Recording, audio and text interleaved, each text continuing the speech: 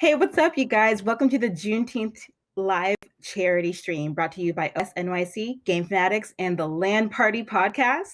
My name is Lauren Grant. I'm the Chief Content Officer for Quirktastic, and this panel is called You Have Platform, Now Use It. And I'm joined by some lovely people today. I am so excited. Happy Juneteenth, y'all. How are you feeling? And why don't you introduce yourself? How about we start with Getting Animated? Hi, I'm Destiny. I'm host of the Getting Animated podcast, which is just a weekly anime podcast, and I'm feeling good today. Cool. All right. And how about Kiara? Hi, I'm Kira, please. I'm a cosplayer and make music from time to time. And I guess I would be considered a content creator. Cool. Victoria? Yeah, I'm Victoria. I'm a pop culture journalist, and I'm the host of the Sailor Moon Fan Club podcast. Awesome sauce. And Bree, what about you? Hey, I'm a content creator for Black Girls Anime and a member of Black Girls Anime. Goes by Trackhead Bree and a cosplayer, right? Cool. And last but not least.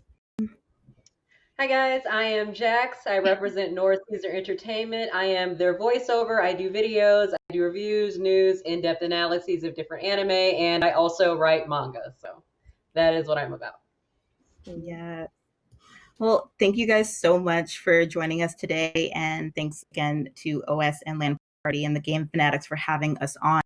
This panel is all about having a platform and how to use it, especially in this crazy time. Everyone is using their platforms. And we're going to get down to the nitty gritty, see what you guys have to say about having platforms, what advice you have to give to other people, what favorite trends you have, and all that good stuff. So, without further ado, I've got some lovely questions for you guys. And first of all, I want to know what platforms stand out to you as a content creator. Do you approach them differently? What's your take on that? I would say Instagram is something that feels a lot like home for me, just because I feel like it gives me just an easier way to connect with everybody than every other platform. Just because I can go on someone's page, like their page, a lot of sharing the love around versus I feel as if on Twitter it's a little bit harder, but Instagram definitely sticks out to me. Yeah, I would agree. I think home for me is also Instagram. It's just very, very quick. It's very easy. I feel like I'm a person, so I connect with images a lot. However, I really do like Twitter for the fact that I feel like it's just like a big conversation around the world. Um, and I feel like more can be talked about and kind of just there's so much information you can digest from Twitter and people thoughts. And it's not visual based. It's kind of you take the words verbatim, and I think that's really cool. And last but not least, I'm not on YouTube, but I really love YouTube just for the fact that it gives a lot of leeway to other avenues. So if you do want to do like film or you do want to do videos or voiceover, all those types of things kind of can live on YouTube as like your own media or your own media channel or something like that. And I feel like that's the thing that I just enjoy instead of watching TV sometimes. I'll go to people's YouTube channels that have like cartoons and just watch it from there. Sweet.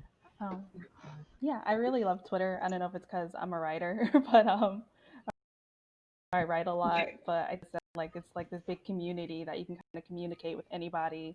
I also feel like there's like this inside joke kind of aspect to it, where like people have their own inside jokes, and you really get to connect with people on a way that I don't really get to do on other platforms as much.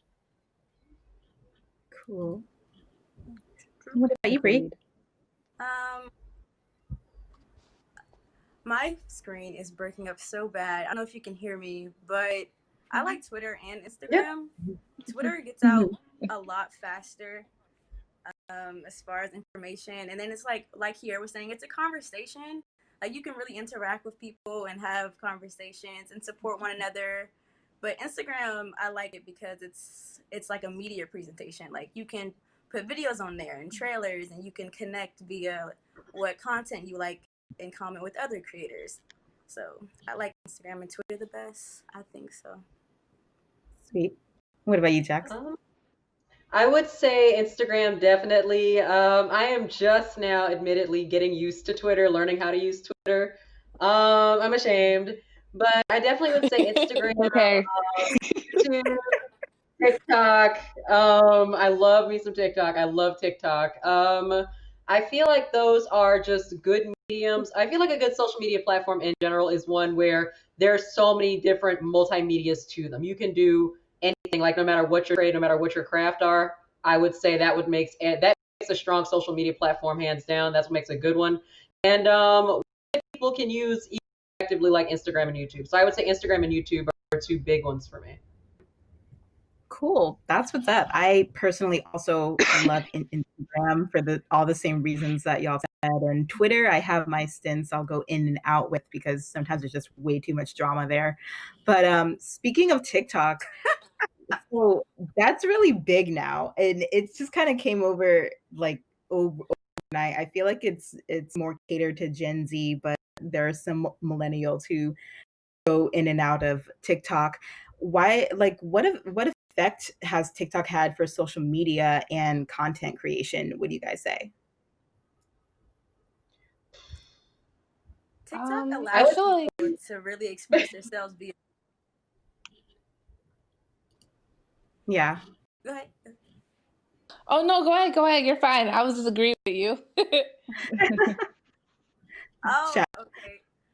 I think TikTok really expressed the medium of people getting out there via video. It kind of like brought back the Vine days. Like I feel like everyone wants to create and be a part of trends and be a part of viral trends, and it's fun to see, but it can be a little toxic in certain communities. So it's interesting to see how it plays out with different trends on TikTok. Right. Right. Agreed. Cool. One interesting thing that I feel like TikTok brought, because it was kind of a newer platform, and Instagram, YouTube, Twitter, they're all kind of seasoned, so they can kind of seem intimidating, especially for people who've had these careers on these apps for a while. And TikTok, I guess, gave the sense that anyone could kind of do it, even though you can do it on any platform. It's just like you see people just in rooms in their families' houses or just with their friends, and it didn't need a whole bunch of production. And sometimes you feel like you need to go on a high, you end up comparing yourself to other people on all these other platforms. That very raw sense again, where that it's okay and you can create any type of content from anywhere you are, and it doesn't have to be like, you don't need an Alexa to do it. You can just use your iPhone. Mm-hmm. Gotcha. So it almost gives a new meaning to being an influencer, if that's what you want to call yourself, or for anyone that's out there who's just TikTok gives such a brand for anyone. We notice, and you're right, it does bring back the good old Vine days. So speaking of influencing, the title influencer now it's pretty broad across the spectrum. And what's your opinion on influencers, and do they actually influence, and do they use it for good? And how can you use that influence if you do have it, and how do you guys use it? So I feel like with being an influencer, you do have influence, especially if you have those high numbers of followers, because people follow you, and they like you, and it's something definitely in the name. You do influence a lot of people, especially when you get ads and things like that. So I definitely feel like as an influencer, it may not have been something that you signed up for.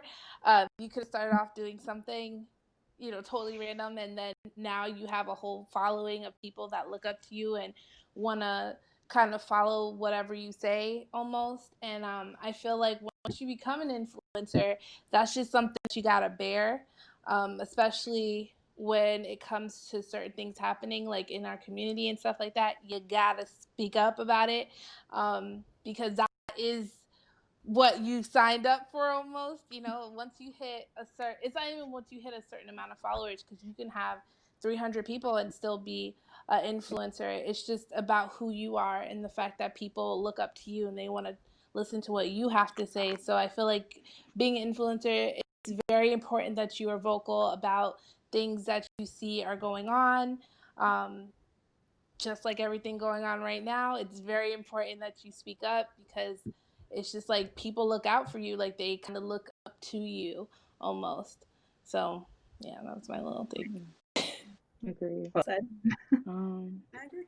Yeah. Honestly, I hate the term influencer. I just hate that name because I feel like it diminishes the talents that people have. Like, as much as all these people that are great influence people, if they influence them for a certain reason and a certain cause, you know?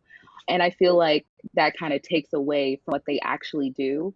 But granted, I definitely agree. Like, once you hit a certain, like, I guess, point, you know, you do have that ability to reach out to a lot of people from different avenues. And that's the cool thing I feel like about being an influencer. I prefer the term content creator because then that can be like variable. Yeah. But I do feel like people do influence people, like no matter how you're affected. Like even seeing like a McDonald's ad down the street, like you're taking in that kind of content. So regardless of what you think you're influenced or not, like your words have value to someone. And if you can touch one person, then what you say has meaning. I definitely do believe that you should speak out about certain things, or just have finding your own voice and being able to translate voices who may not be able to find the words themselves. Totally agree. I agree And too. I think. Sorry.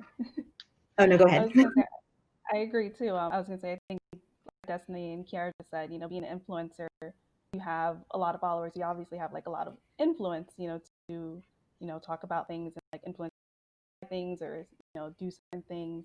But at the same time, I think you don't necessarily have to have like a lot of followers to have influence. There are like a lot of times I'll see like executives, like big corporations who have like 300 followers on Twitter, and I'm like, this person has a lot of influence, but like you don't see it visually on like social media, but like they are like very powerful and like are in those rooms that are influencing things that we consume. So I think there's definitely like two sides of it as well. Yeah. For sure. And there's a I bunch agree of with babies on Influence social online. media too. yeah. Yeah. Oh, sorry. Oh, I see. There's a bunch of babies on social media too, like little kids that will like randomly send a DM. And you're like, aren't you a little young to be having the Instagram or something? It's like, No, exactly. Kids be sending I think that's DMs. the good Crazy. part about being an influencer, though, like what you just said, because kids, like literally kids, teenagers, sometimes even grown women and grown men, I've noticed, are literally influenced by content that we put out, whether it be anime or Yeah. anything dealing with the movement going on right now. They'll be like, yo, Yeah. what anime should I watch right now? Or what's your take on this? Or sometimes it'll literally be a heart to heart. And I think that's really what got the word influencer for us, is that okay, we're actually touching people, like we're meaning something in people's lives. And that was kind of, not to get deep, but I was like, whoa, that's a thing. Like it was No, but heartwarming. it's really deep though. Like Yeah. it's definitely a like to influence people, to inspire other people. That is, if you can, like what Kiera said, if you can touch just one person, like, and they do another, like, then that's how you create change, and that's how you create a healthy environment. So speaking of that, I liked how, Kiera, you said that you don't like the term influencer, but you prefer the term content creator, and I solely agree. Like that, I think Oh, that is I'm so scared. a better term for it, because influencer just sounds kind of like it just sounds like It just has it such just a sounds broad weird. meaning. Some people, it's like some people use influencing for good, but some people just use that as a way to just like, I want followers so I can like sell ads. And like that's sort of Exactly. somewhat of the term that people have identified as it, and it kind of lost what the real meaning of it was. Right. So, And we're in this no, I agree. yeah, and so as we're in this era where a lot of things are coming to light, and it's funny because it's happening right from our own homes, that we can see that the internet has just opened up. As content creators that are constantly inspiring other people, there is that need for inspiration. And how do you guys stay inspired while continuing to be genuine and authentic and with your content? I would say what helps me to my authentic voice is honestly listening and seeing other people, especially other like queer Black creators and non-men, like speak of their own platforms. I like to hear them talking about influential things. Like I like to hear them talking about what's going on in the here and the now and like the current times, and like everything is like so terrifying right now. So to see that is reassuring. Also, I guess very personal for me what I do as well, because I also speak on mental health, because that's a very personal topic to me as well. So especially when it comes to times like this, like I'm always kind of like, oh, my anxiety is like always through the roof, and I always need some kind of way to kind of just keep myself calm and like level myself out, and like, I know everything is going to be okay, and I can always think back to why did I start this platform in the first place. I do video games and anime and manga now, but again, my original platform was talking about mental health and remembering why I do what it is that I do and who I do it for. So I think kind of taking time for yourself to remember why you started what you did, especially in times when it gets really hard. What we do is very, very, very unpredictable as well. Like it's not by any means like a stable job market, or, just like you don't have job security with this, because you always have to stay up on top of things and keep going. That pressure can be a lot, especially with new people coming out with different things all the time. So that pressure can be a lot. So I would definitely say, something that really just helps is taking time to remember your voice is original, your voice is unique, what you do is unique. And remember just to continue to surround yourself like with people like content creators, like Kiara said, like yourselves. Like, so I feel like that really helps. And I also feel like having someone outside of what you normally do to talk to kind of bring you back down, because you can get so locked into that at times, you forget there's a world outside of what it is that you're doing. So it's good to have that perspective, and it's good to have that person as well. Damn. Definitely. Definitely embrace that. All of that. I can go off of Jax, because that's pretty much how we stay connected too. But I think adding on to it is the community, and then thinking of our younger selves, because like now, well, at least with our platform, as far as like Black girl anime and anime in the community, like we didn't have that.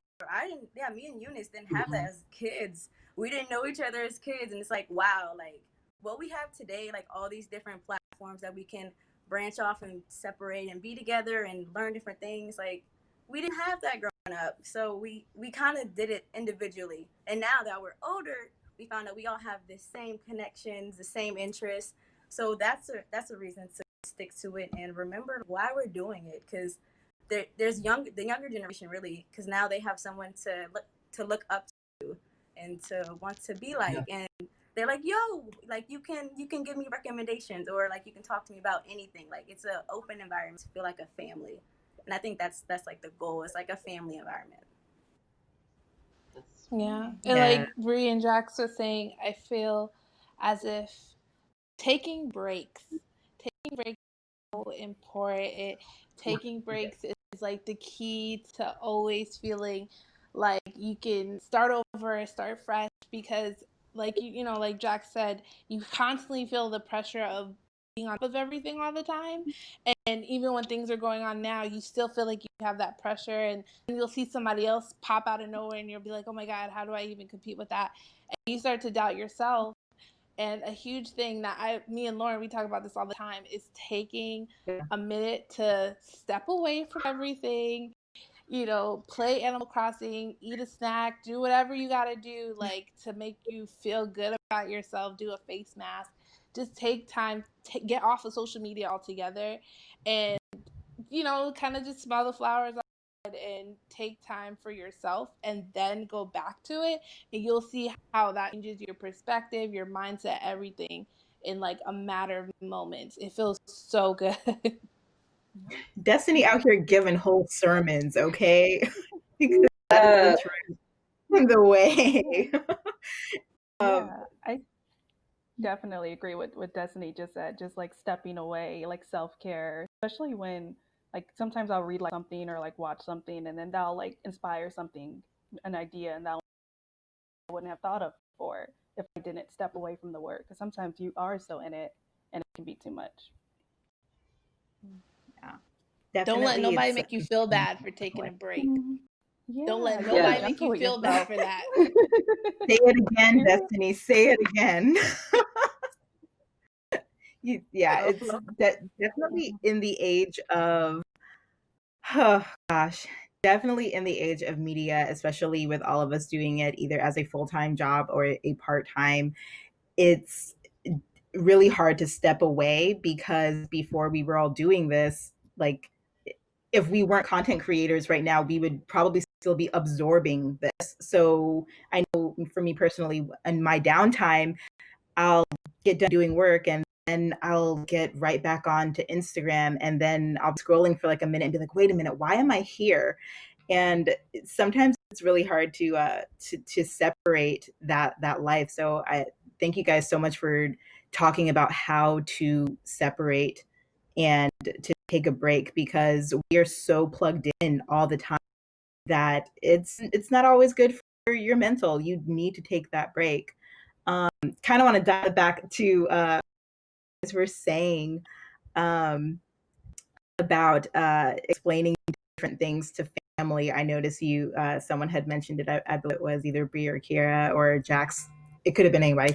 Um, but have you had difficulty telling your family and friends about doing content creation full time, and what do they think about it? I know I've had friends that ask me like, when do you get a day off? And I'm just like, I think when the clock hits 11:59 and I realize I haven't done anything work related for that day, that was technically my day off, but I was still on the clock because there's always something that could just pop off. So how do you talk to your friends and family? And, what advice would you also tell someone else who is having a hard time getting into content creation? Because, parents and loved ones just want you to be stable. And this is very much a job that could be up and down at a moment's notice.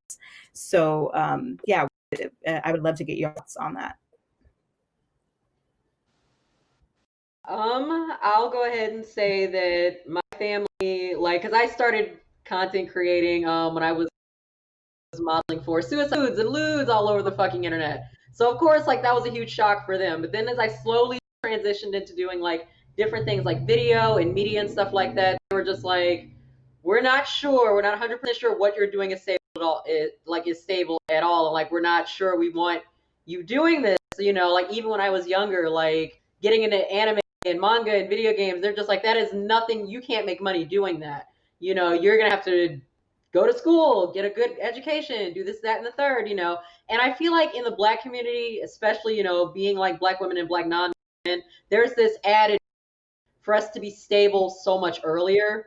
And like to be stable, like no matter what we do, whatever we do, when we touch it, it has to be like foolproof. Otherwise, like, we never hear the end of it.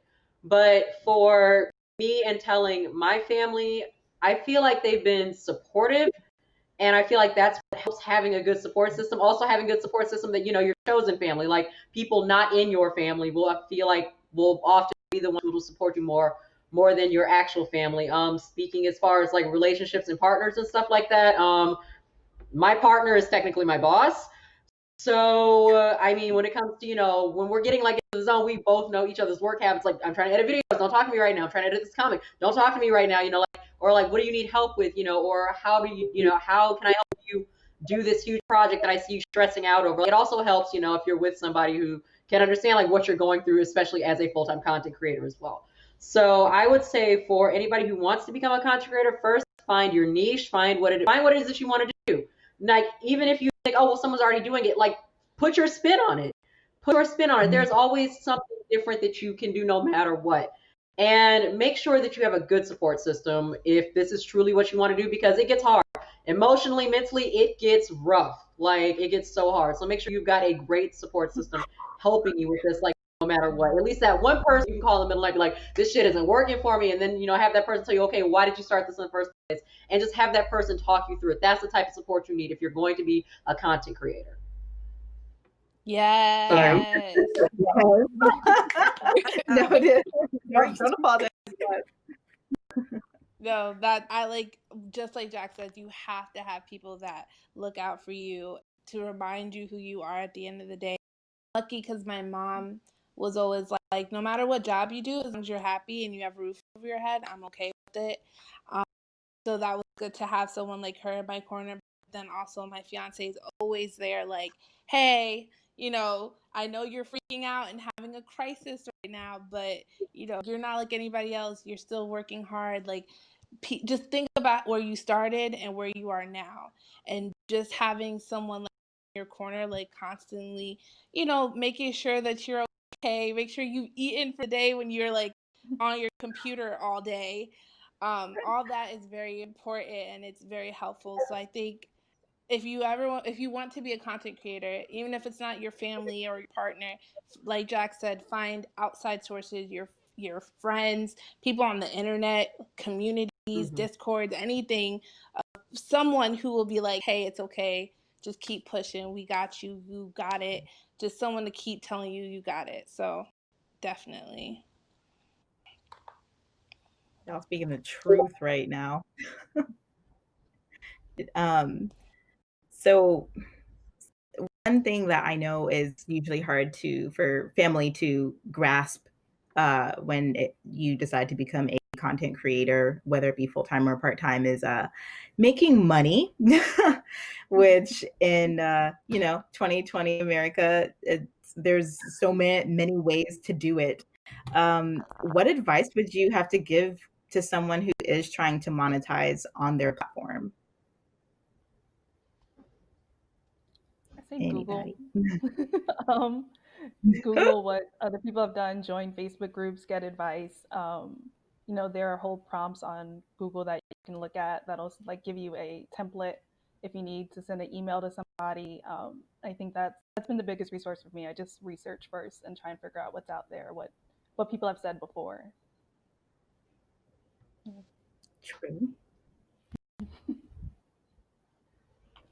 Uh-oh. Oh, Kira, are you talking? We can't She hear is. you. Sorry. Oh my God. Can you hear me now? Yes. Can you hear me? Good. Okay. Yeah. No, I was going to say, I agree. Research is definitely does a lot more justice than you think. Google has a lot more answers than you think. Before I became a full-time content creator, I my aunt actually made me create a business plan because I was like, I don't want to work a job anymore. And she was like, well, create a business plan. And whether I didn't know how to do that at all. So I just Googled, okay, like what are ways that people have made money before? What do I specifically want to do? And then I kind of just formatted like, okay, for this month, I'm going to do this, this, and this and see what happens. And I came back and we focused and looked 3 months down the line. Did I get anywhere? Did I grow? Was I able to reach certain companies? Did I gain a connection? Was I able to collaborate with people and kind of analyzing it like a business or a brand? And then that can help you kind of monetize it a little bit more because now companies are looking at you like, oh, well, you really care about what you're putting out. You have a schedule. You've done your research. You've collaborated with these people, and that will help you just appeal a lot more to be able to get more residual income, if that makes sense. Yes. Feel And don't that. be afraid to ask people. I've had Oh, to yes. slide into a couple of people's DMs too and be like, so I have some questions. Some people have been really helpful. Some people will give you a complete breakdown as far as like what apps to download, who to contact, certain things like that. Don't be afraid to talk to people just like you and be like, how do I get this started? And there's so many websites that you can actually join where you have you don't have to have the largest following where you are able to get work and small work and build up your portfolio. So yeah, don't disregard that, there's things out there even if you don't have like a large following. True that. True that. Well, so because there's so many content platforms that allow us to monetize these days, do you guys have a particular favorite one?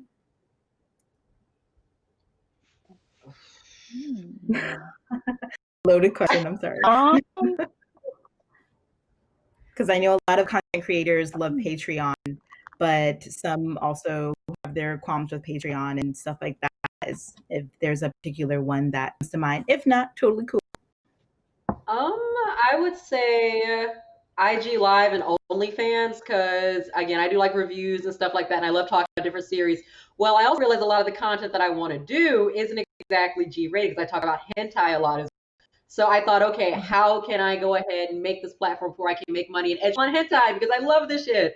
How can I, make this more like accessible to people without also getting like banned from Instagram and YouTube? And I'm just like, oh, OnlyFans, let me go ahead and try that out. So I did a whole video on that, and like people really actually responded to it, which made me really happy. So I went into like full detail, and I thought, okay, if I can make this educational, entertaining and informative, I feel I've accomplished my job. Like I kind of want to start doing Patreon too, but now that you've said like people have their gripes with it, I'm not so sure.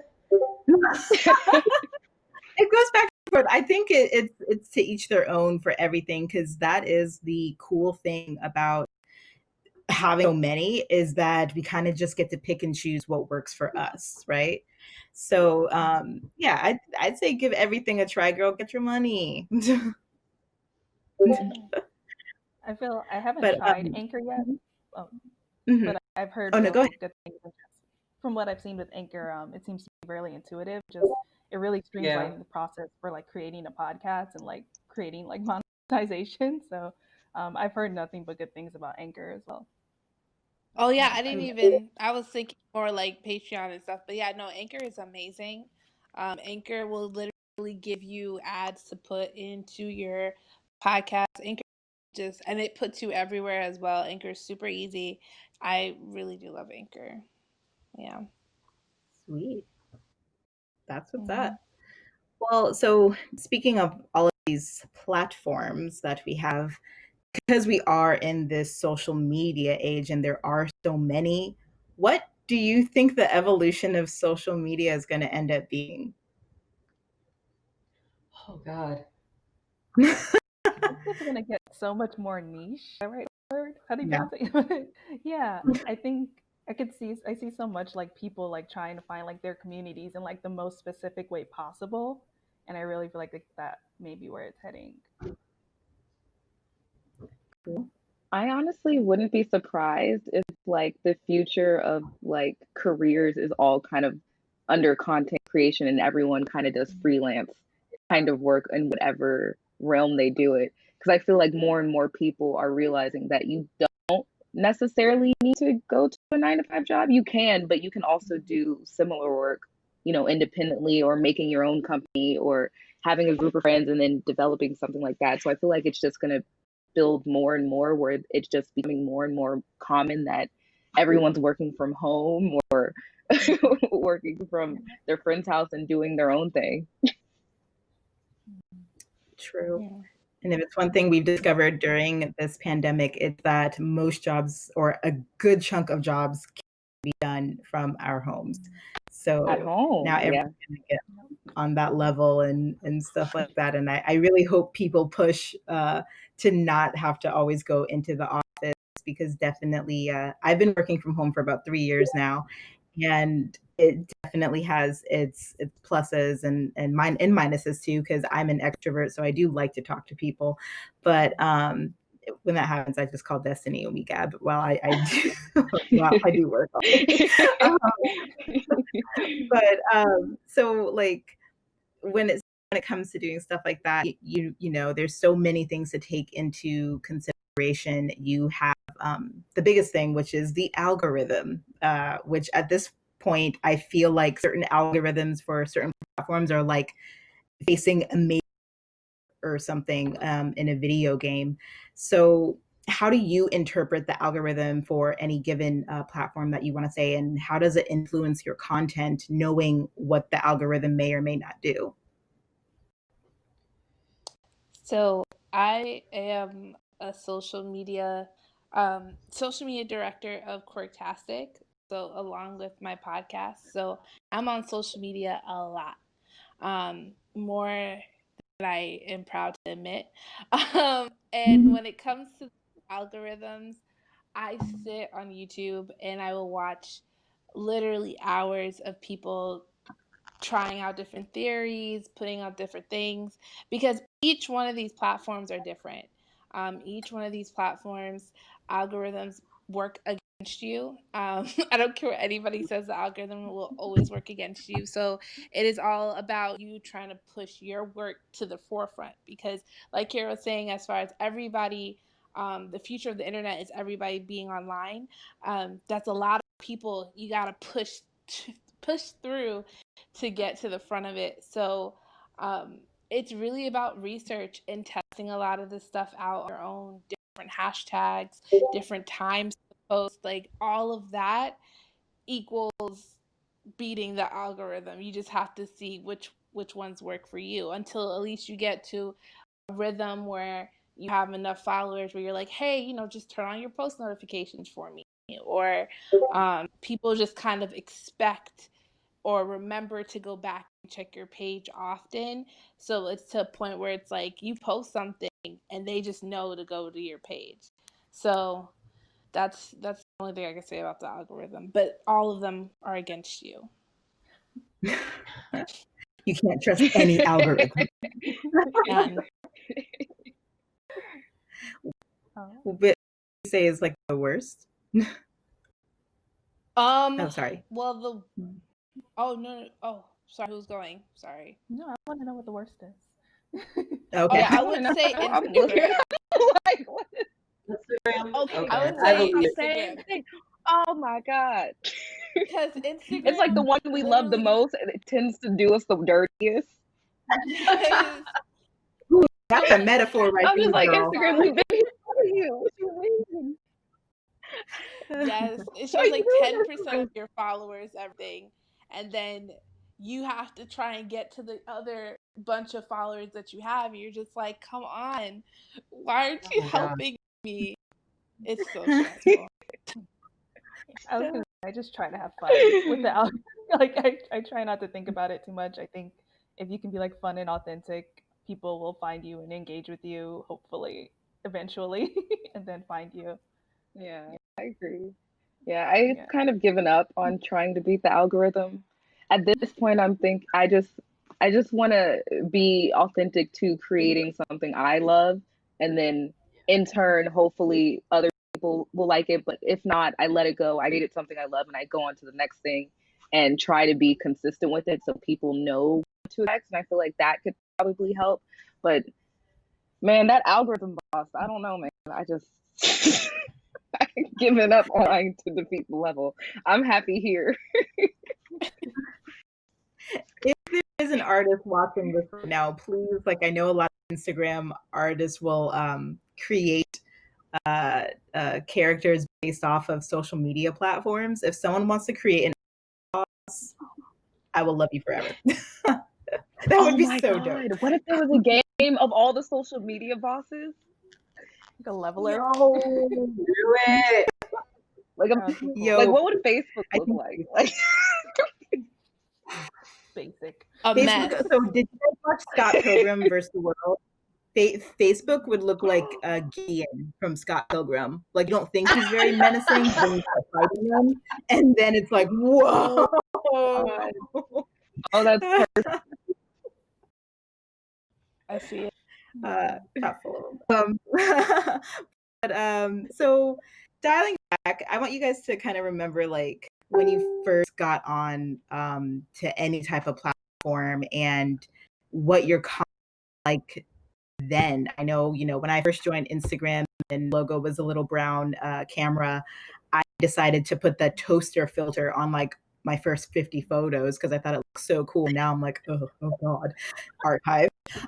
So how has your content evolved and how has your brand grown since starting? And what strategies do you use to help continue and expand your brand? Who wants to go? Okay, Bree, I can't hear you. Oh, is she talking? Oh, Bree, can't hear you. I can't hear you. Uh-oh. Can't hear. Does anybody Or Bree? No, I can't hear her. Oh, sorry. Little bit of technical difficulties.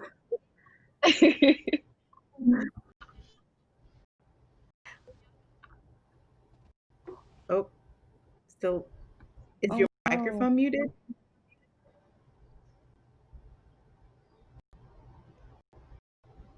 I think she's fixing it. In the meantime, while she's fixing it, Destiny, did you have anything to say about where you first started and where you're going? When I first started, I thought I was gonna write a blog at first. So I was trying to get people to I don't know, it wasn't good.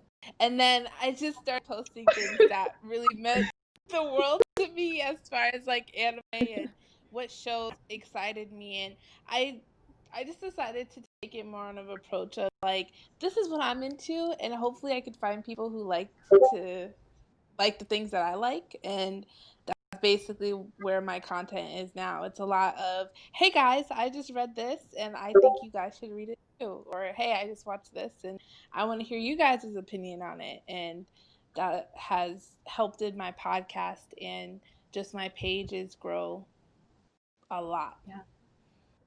So being authentic is definitely the way to go, especially with everyone here being a minority, especially in our community.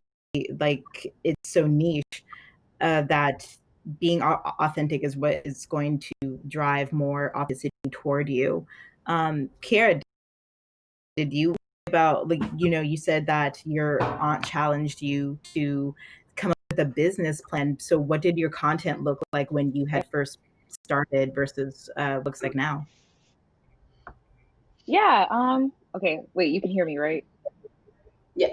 Yeah. Yes. I Okay. can hear you. Okay. Cool. So when I first started, ooh, it was not good. When I first started, it was kind of just me. Just I also too wanted to be a blogger. I wanted to be a fashion blogger, very badly. I don't know if you remember the times, those Tumblr days where there was these girls just had all these fashion blogs, and I was just really inspired, and I loved clothes. I was just obsessed with that. So I wanted to just take a whole bunch of fashion photos. So I would beg my friends to take photos on my phone, and I saved up to try to get a camera that I didn't know how to use, didn't do no research. It was a tough time. But I feel like it was just very authentically me, because I was posting, but I would also just talk about random stuff. I felt like I talked about mental health a lot and SpongeBob way too often. But I feel like I guess the class within I did I always quoted SpongeBob and well, how do y'all feel about Patrick? But I feel like that contrast between these fashion photos, but then this different personality, I guess, that doesn't necessarily I didn't see back then. I feel like it was strictly fashion posts. This is where I went to the mall, and I felt like when I after I went to with my aunt and my family, they told me make a business plan, and I started kind of showing more of my interest more. I started getting into cosplay. I started dialing back from fashion and just kind of just posting my life and just kind of exploring that realm, because I felt like that was more me than just strictly trying to follow something I saw on Tumblr. And I think that really find and hone in on what I actually really enjoy doing, as opposed to just kind of seeing someone else do something and be like, oh, I want to do that because it looks cool. Now I felt like I was able to, as time went on, just find what I want to do, incorporate my interests with Instagram, because before I didn't really know how to do that.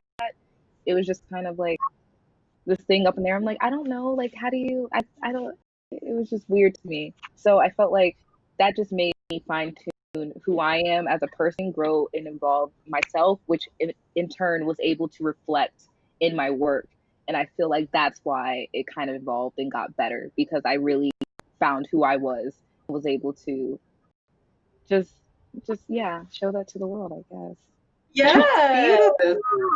Yes. That is wonderful. Super inspiring. Damn. I just, well, would anyone answer the question? Who would like to follow here?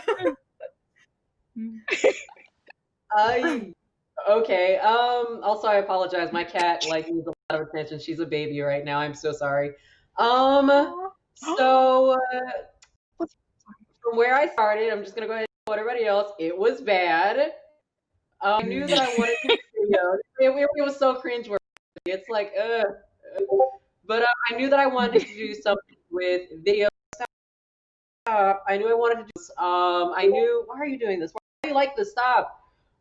Get down. Sorry. I knew I wanted to do something with videos. I knew I wanted to talk about anime, manga, like my interests and everything in between. But I didn't quite know how to do it. And at first, I was just doing videos like off script, which went horribly bad because I didn't, know how to be off script. So I was like, okay, how do I make my video sound? I mean, no, it really sounded. I had no idea what I sounded like I had no idea what I was talking about. It was so bad, and I'm just like, okay, maybe I should start learning how to write scripts so I can sound more fluid for what I want to talk about and get my point out. Because like I'm a writer first, so let's try that out for size. And then once I figured out, okay, I'm pretty good on script. Let's talk about different things like what do you love? I love psychology, I love sociology, I love analyzing everything. I have to know what makes this series, what makes this character, what makes this person tick.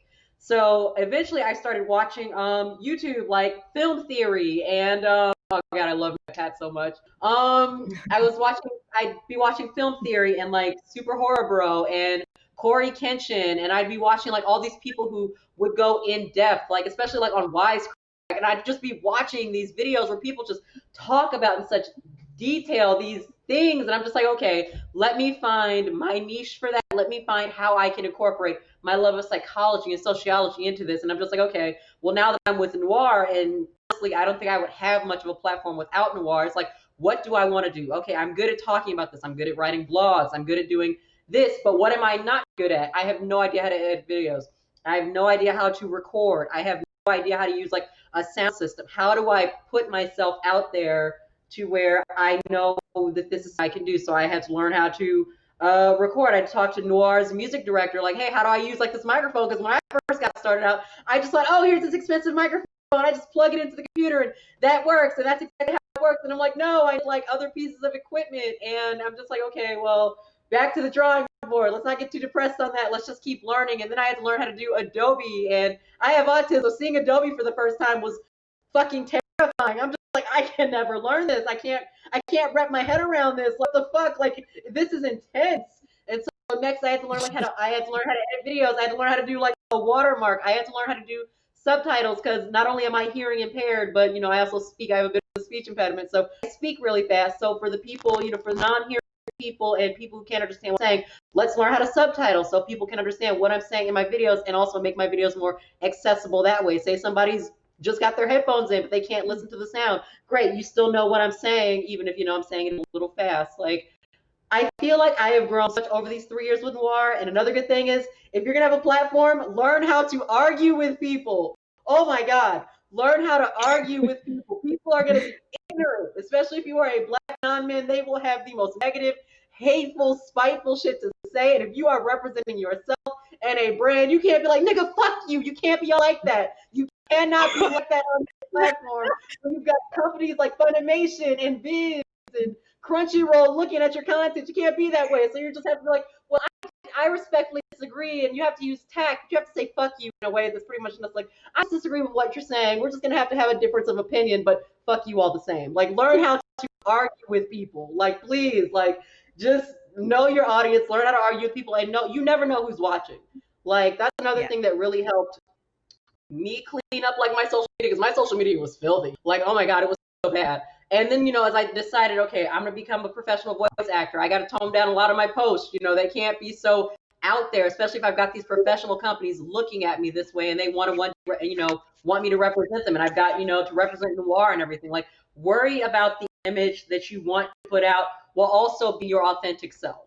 Like, and again, you never know who is watching. You never know who is looking to sponsor you. So I would definitely say I've come a long way from popping off at everybody and not knowing quite what I'm talking about to getting here and finding my niche and knowing what it is that I want to talk about.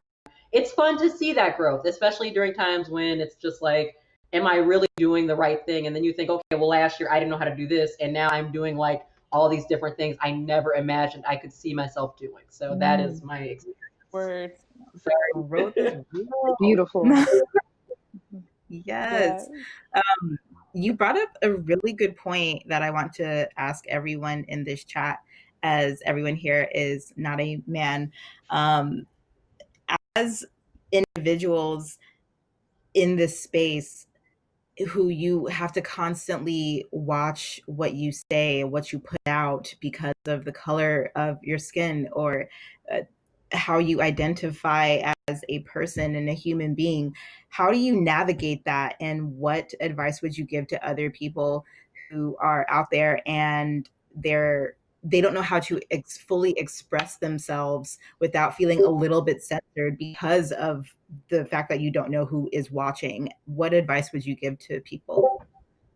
That's actually really funny you said that, because I actually tweeted out when all the George Floyd stuff was going on.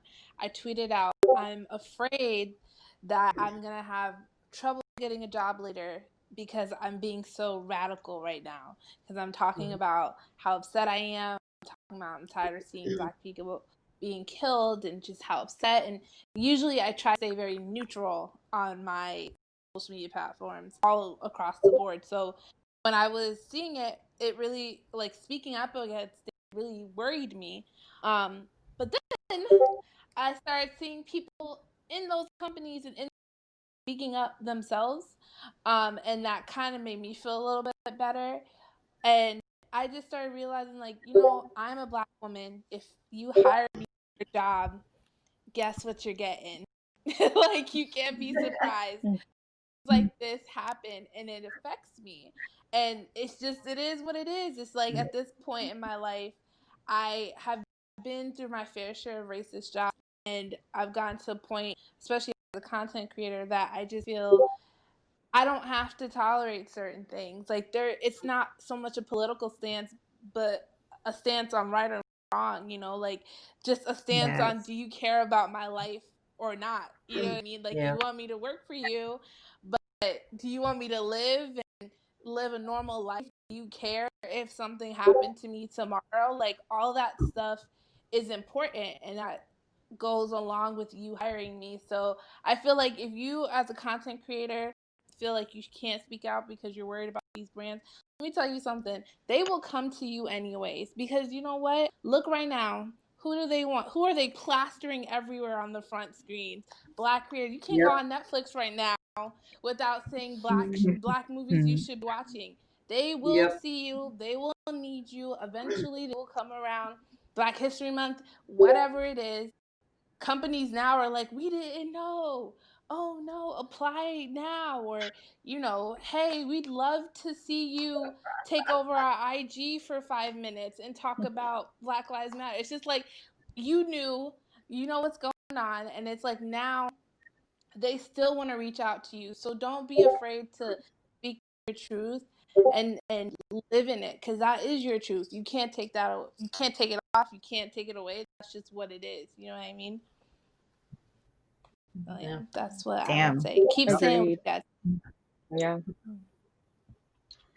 Cool. I guess to add on to that, because you said it like all. Oh, sorry. Oh no, go for it. Oh, okay. To add on to that, I would really, I guess, as a person, really identify who do you want to be?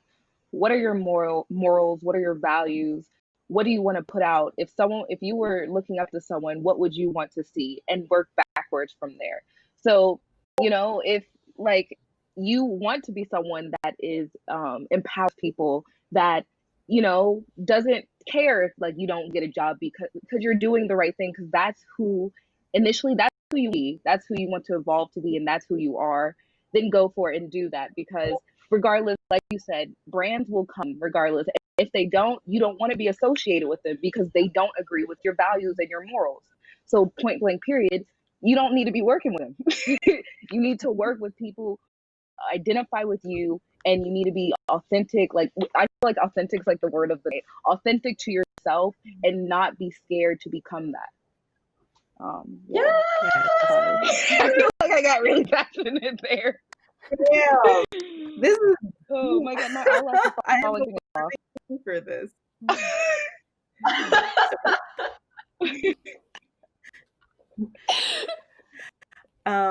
Did anyone else have anything to say on that before we wrap up some light-hearted discussion?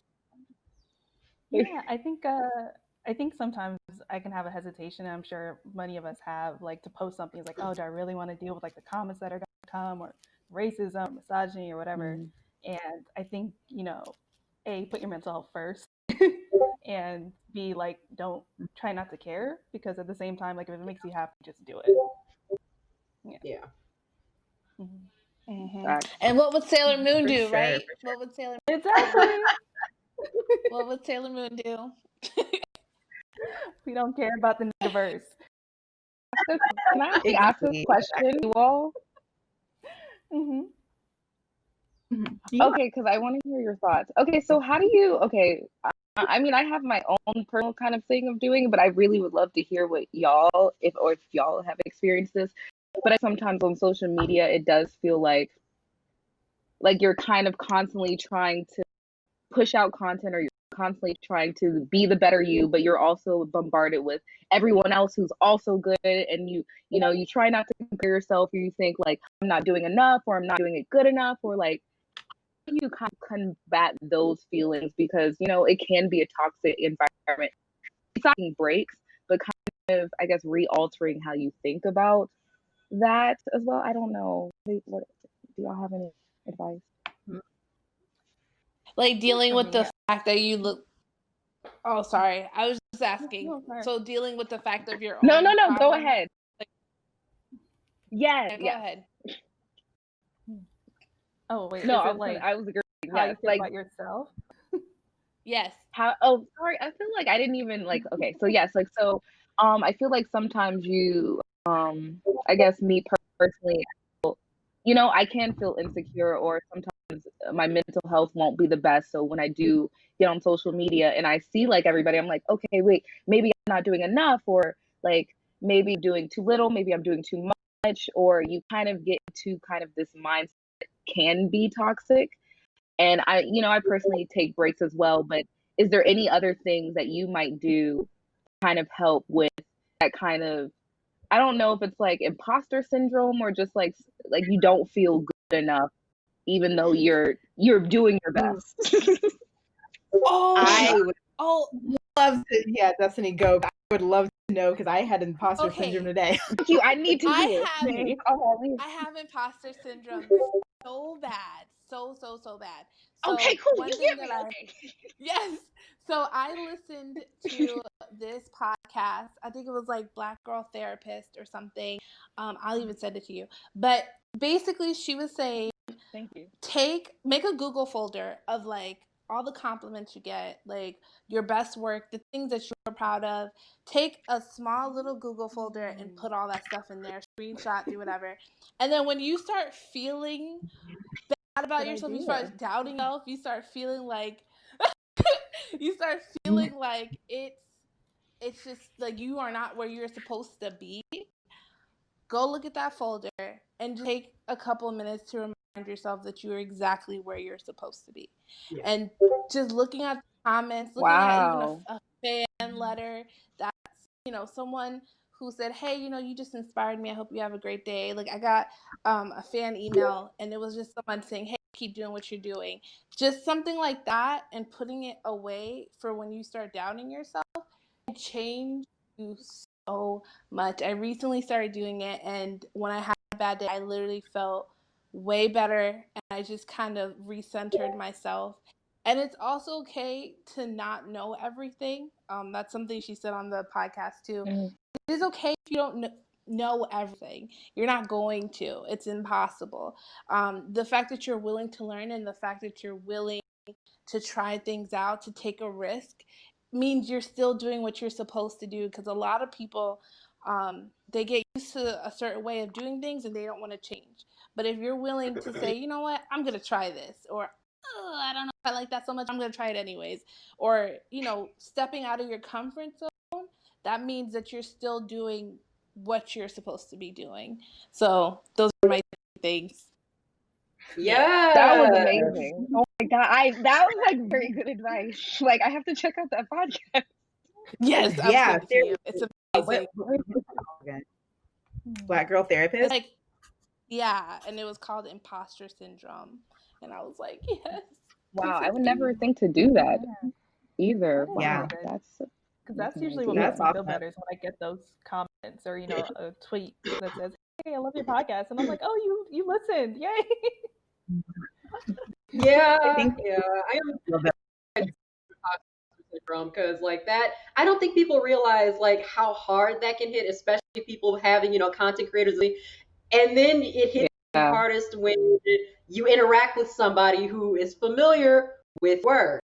Like case in point, like we were, God, where was it? It was Anime Expo or something like that, and it was at a time where I'm still questioning. I really want to do voice acting. Can I do voice acting? I'm not sure if I'm cut out for it. I don't know if I could be good enough at it. Just beating myself down, all these different reasons not to go forward with it. Getting off the plane, someone recognized me and Corey, and they're just like, "Hey, ain't you Jax?" And I'm just like,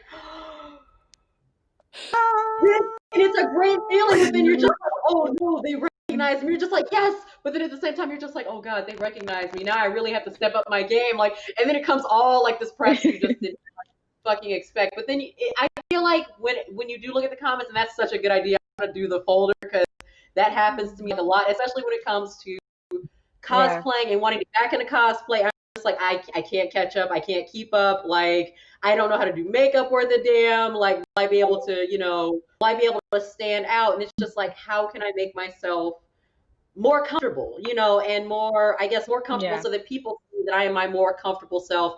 I think the best thing to combat imposter syndrome is just really like Desiree said, look at how far you've come.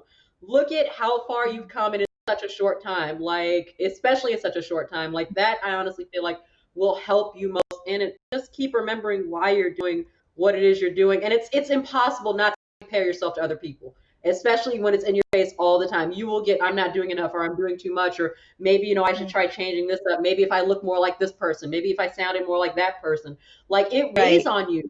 So it's impossible to compare yourself, but at the same exact time, remember that you're doing something that honestly, yes, a lot of people are doing, but you specifically have got your own that no one else can touch. So thank you guys so much. I totally agree. Yeah, sorry to cut you short. We're out of time. This was all so great. Thank you guys so much for participating and giving us your thoughts. And we have our handles there, so you guys find us. And guys, make sure to donate. This is a charity stream. All proceeds are to a Black charity, so please make sure to donate to the cause. And thank you guys so much for tuning in. We'll see you later. Bye. Bye. Bye.